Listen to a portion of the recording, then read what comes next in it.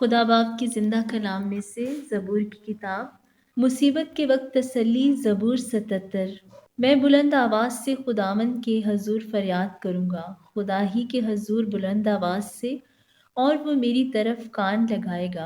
اپنی مصیبت کے دن میں نے خداوند کو ڈھونڈا، میرے ہاتھ رات کو پھیلے رہے اور ڈھیلے نہ ہوئے۔ میں خدا کو یاد کرتا ہوں اور بے چین ہوں، میں واویلا کرتا ہوں اور میری جان نڈھال ہے۔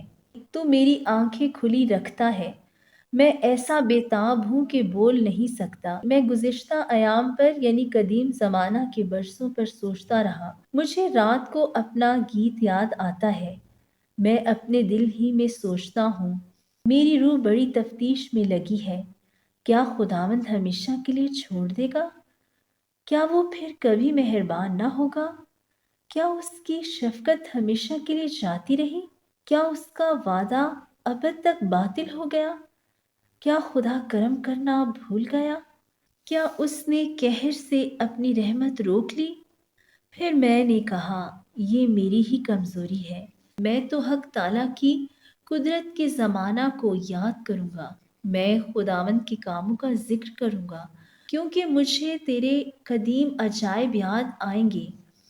میں تیری ساری صنعت پر دھیان کروں گا اور تیرے کاموں کو سوچوں گا۔ اے خدا، تیری راہ مقدس میں ہے، کون سا دیوتا خدا کی مانند بڑا ہے؟ تو وہ خدا ہے جو عجیب کام کرتا ہے، تو نے قوموں کے درمیان اپنی قدرت ظاہر کی، تو نے اپنے ہی بازو سے اپنی قوم بنی یعقوب اور بنی یوسف کو فدیہ دے کر چھڑایا ہے۔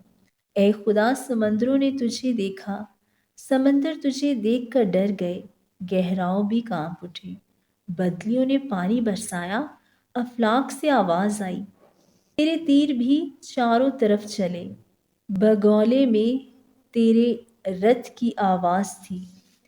برق نے جہان کو روشن کر دیا، زمین لرزی اور کانپی، تیری راہ سمندر میں ہے، تیرے راستے بڑے سمندروں میں ہیں اور تیرے نقش قدم نامعلوم ہیں۔ تو نے موسیٰ اور ہارون کے وسیلہ سے گلہ کی طرح اپنے لوگوں کی رہنمائی کی۔ آمین۔